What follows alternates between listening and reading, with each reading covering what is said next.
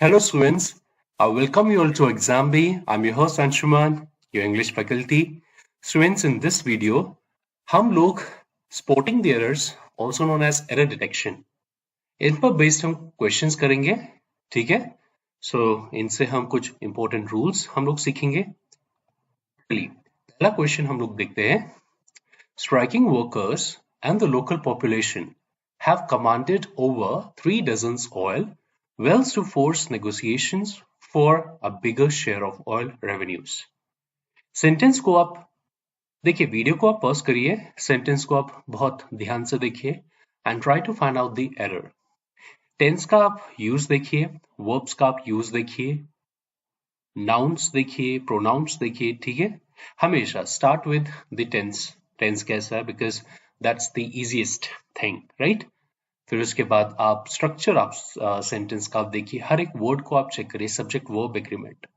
तो जितना भी जितना भी स्किल्स आप इक्विप्ड हैं, है ना, इंग्लिश ग्रामर के रूल्स है, तो उनको आप एप्लीकेशन में यहाँ पर अप्लाई करिए, ठीक है. यहाँ पर आप उनका एप्लीकेशन आप करिए.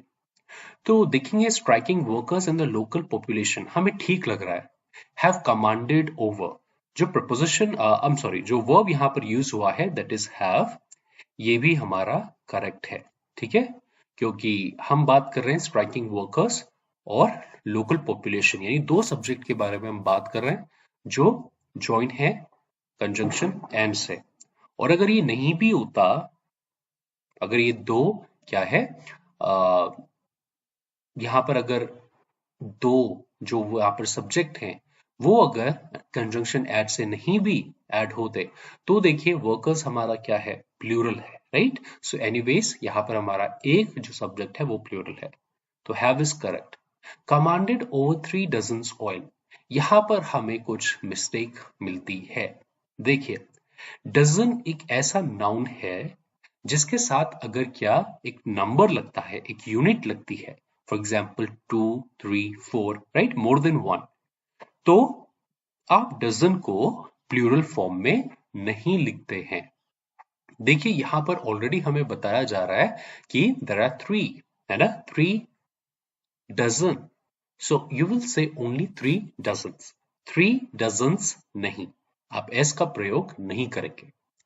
ऐसे कुछ नाउन्स आपके होते हैं जैसे स्कोर, राइट. स्कोर भी एक ऐसा नाउन है जिसके साथ यदि एक यूनिट लगती है, for example 2, 3, 4, so you only say score, not scores.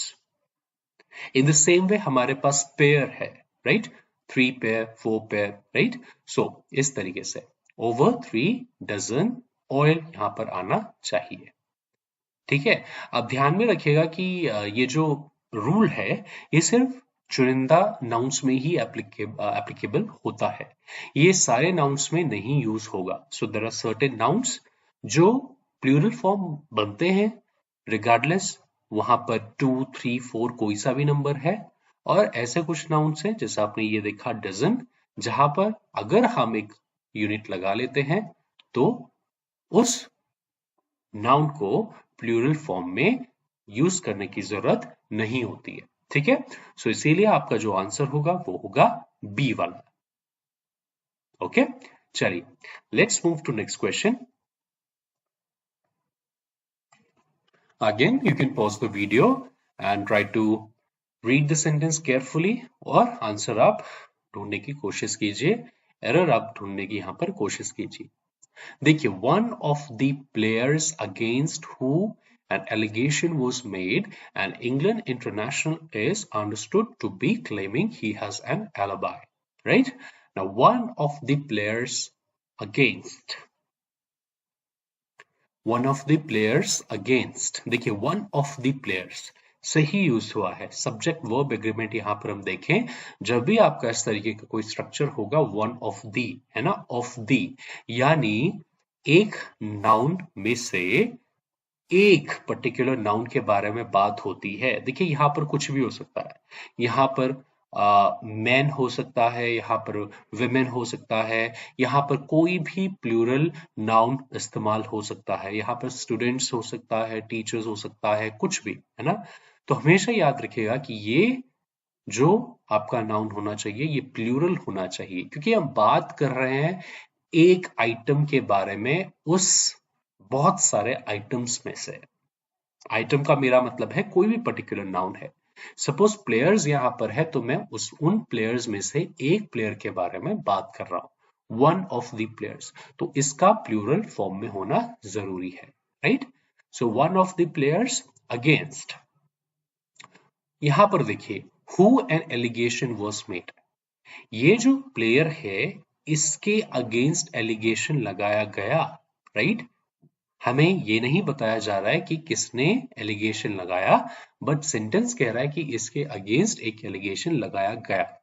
यानी यहां पर जो वन है ना, ये एज सब्जेक्ट यूज हो रहा है। कहने का मतलब है कि हु जो है यहां पर, जो एक रिलेटिव प्रोनाउन आपको यहां पर इस्तेमाल करना है, वो आपको यूज करना है ऑब्जेक्टिव केस में, ठीक है। तो आप इसको लिखेंगे whom, WHOM, whom, ना कि who। याद रखिएगा who आपका यूज किया जाता है सब्जेक्टिव केस में, और whom आपका इस्तेमाल होता है ऑब्जेक्टिव केस में। तो यहां पर इसके अगेंस्ट एलिगेशन लगाया गया, तो ये होना चाहिए whom an allegation was made। अगर सेंटेंस ऐसा होता one of the players against who, right, against अगर सपोज नहीं होता और सेंटेंस होता one of the players who made an allegation, है ना, हु मेड एन एलिगेशन, तो हम हु का इस्तेमाल करते हैं, क्योंकि तब सेंटेंस एक पैसिव वॉइस में, सॉरी एक्टिव वॉइस में ही रहता। सेंटेंस का मतलब होता कि प्लेयर्स में से एक प्लेयर ने जिसने एलिगेशन लगाया या एलिगेशन बनाया, है ना, सो तब हु करेक्ट होता। लेकिन यहां पर हमें होम की रिक्वायरमेंट है, इसीलिए आपका बी करेक्ट आंसर होगा। So please noted that B will be your correct answer. चलिए नेक्स्ट क्वेश्चन पे आते हैं। देखिए, as a consequence of this restrictions have been in place for 3 months now, as a result of which the volume of goods by rail across the tunnel has at least halved, right? तो देखिए, as a consequence of this restrictions, plural आपका क्या है, noun, have been, इसीलिए plural verb लगा है, correct. have been in place for 3 months now, month वैसे वाला नाउन नहीं है जैसे हमने पिछले क्वेश्चन में देखा था, डजन, है ना। 3 अगर मंथ है तो वो 3 मंथ्स ही होंगे, 4 अगर मंथ है तो वो 4 मंथ्स ही होंगे। मंथ्स को हम प्लूरल बनाते हैं। Now as a result of which the volume of goods, है ना, गुड्स का यहां पर मतलब है आपका रिसोर्सेस, है ना, volume of goods by rail, यहां पर आपको एरर दिखता है। ये देखिए जो प्रपोजिशन यहां पर यूज हुआ है वो हुआ है across, bye rail across the tunnel has at least hot. Tunnel क्या होती है, टनल बेसिकली आपने देखा होगा लाइक सुरंग, है ना, जैसे होती है। तो टनल के आप अंदर जाते हैं, यानी अगर रेल है तो रेल ट्रेन के अंदर जाएगी। अक्रॉस का मतलब बेसिकली होता है बाय द बॉर्डर या एज के थ्रू, है ना। For example across the road, तो रोड पर जब आप चलते हैं तो आप रोड के साइड बाय साइड चलते हैं, है ना, बिल्कुल एज पे, बिकॉज बीच में आपकी गाड़ियां चलती है, राइट। लेकिन यहाँ पर जो टनल है उसके थ्रू होकर के रेल को यहाँ पर जाना है, बिकॉज अंदर होकर के, है ना, इसलिए bye rail through the tunnel यहां पर आएगा। जो प्रपोजिशन है वो आप यहां पर चेंज करेंगे, it should be through the tunnel has at least hot, इसीलिए आपका करेक्ट आंसर होगा डी, ठीक है, डी। चलिए नेक्स्ट क्वेश्चन देखेंगे। English medium system evolved in such a way that there were less emphasis on education, character building, and more on creating local foreigners. यहां पर अगर आप सेंटेंस देखें तो ये क्वेश्चन इंग्लिश मीडियम सिस्टम की आलोचना कर रहा है ना। तो डिफरेंट एस्पेक्ट्स हो सकते हैं, डिफरेंट एक व्यू हो सकता है लोगों का। तो ये जो सेंटेंस है इंग्लिश मीडियम की एक आलोचना कर रहा है, ठीक है, मतलब आपको पता है क्या सेंटेंस कह रहा है ना? The English medium system evolved in such a way. अभी देखिए, try to find out the error. The English medium system evolved. बात यहाँ पर evolution की हो रही है, तो हाँ evolved past tense ये correct है. In such a way that there were less emphasis. देखिए लेकिन यहाँ पर थोड़ा सा mistake हम कर गए. देखिए that there were less emphasis. There was what? है ना? Emphasis on education.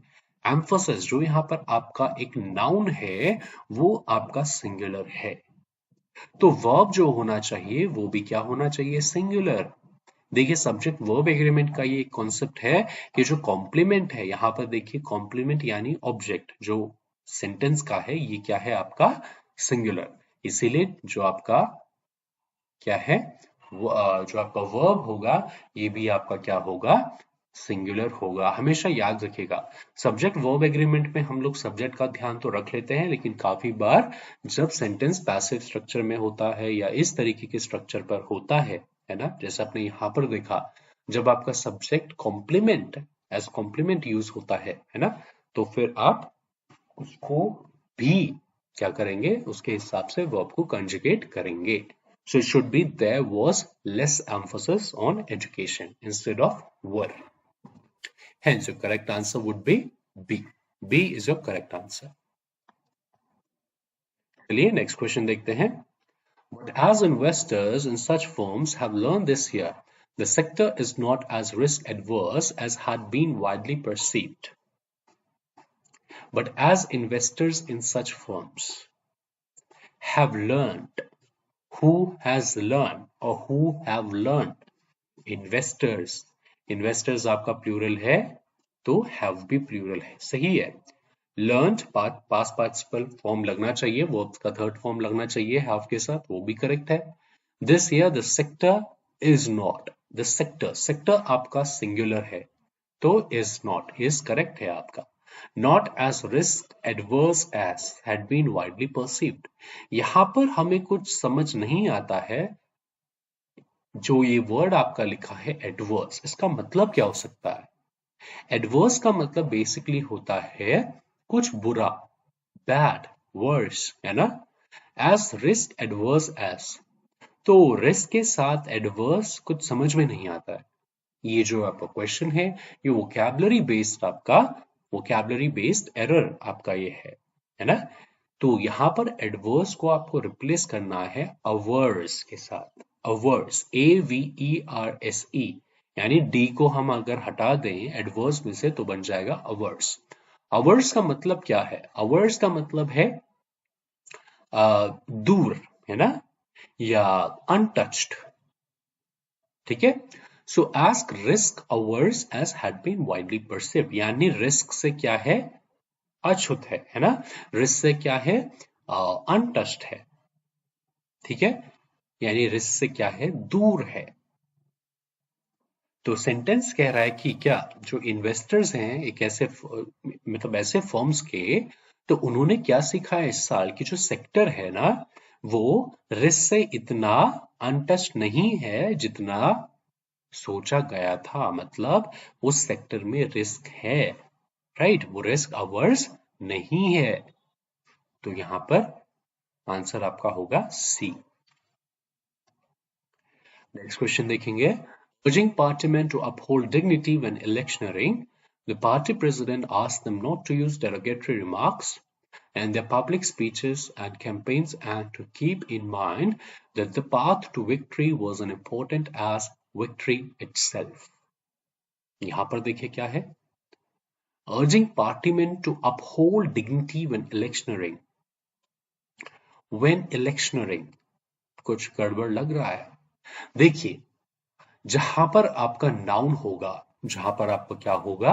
नाउन होगा, यानी सिर्फ एक ही वर्ड है इंस्टेड ऑफ ए क्लॉज और ए सेंटेंस, है ना, तो वहां पर आप व्हेन का इस्तेमाल नहीं करेंगे। Instead of when you will use during, right? What you're going to use? You're going to use during. So it has to be during electioneering, right?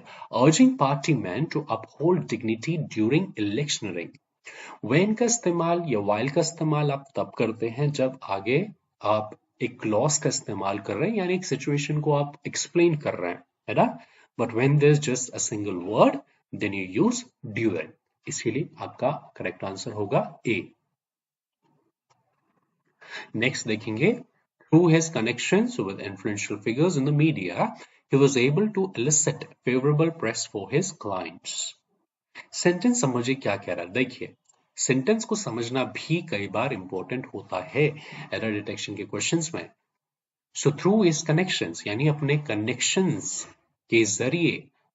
किसके साथ कनेक्शंस हैं? With influential figures in the media, यानी जो media में प्रभावित करने वाले जो कुछ क्या हैं, लोग हैं जिनका अच्छा खासा पोजीशन है, तो उनके साथ कनेक्शन के through he was able to elicit favorable press for his client.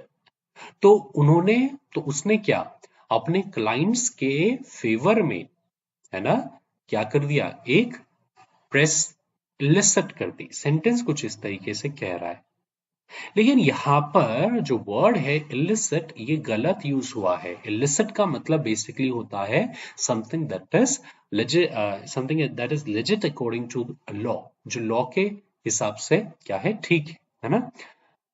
तो यहां पर it should be elicit, ELLICIT, illicit. Elicit का मतलब होगा क्या? प्रोड्यूस करना, है ना? प्रोड्यूस करना. So it has to be, the answer would be D. तो देखिए, कई बार जो सेंटेंसेस होंगे आपके एरर डिटेक्शन के जो क्वेश्चंस होंगे, वो आपके होंगे वोकैबुलरी बेस्ड भी, राइट? तो यहां पर हम सभी देख रहे हैं, सभी टाइप के, डिफरेंट टाइप्स के हम क्या देखेंगे यहां पर क्वेश्चंस. नेक्स्ट हम पढ़ेंगे, a nation's growth requires the productive contribution of all segments of society, particularly the children and the youth, who need to be provided opportunities for self-expression. A nation's growth requires what? The productive contribution, ठीक है, of all segments of society, particular the children and the youth. यहां पर कुछ गड़बड़ हमें लग रही है. यहां पर हमें रिक्वायरमेंट है एक एडवर्ब की, ना कि एक एडजेक्टिव की. Particular would be an adjective, but we need an adverb, right? कि क्यों हमें एक एडवर्ब की रिक्वायरमेंट है यहां पर? ये जो आपका वर्ब है रिक्वायर्स, इसको डिस्क्राइब करने के लिए, है ना, कि नेशन का जो ग्रोथ है वो it requires a productive contribution. लेकिन किस तरीके से रिक्वायरमेंट है? Particularly the children and the youth का. So it has to be particularly, right? You need to add ly to particular to make it an adverb. तो हमेशा ध्यान रखेंगे adjective और adverb का usage भी, right? So it has to be particularly. तो C यहां पर क्या है? हमारा करेक्ट आंसर होगा. चलिए एक लास्ट क्वेश्चन हम लोग देख लेंगे. 10 miles are quite a distance to run, especially at the high altitude, making it a formidable challenge even for the most seasoned athletes.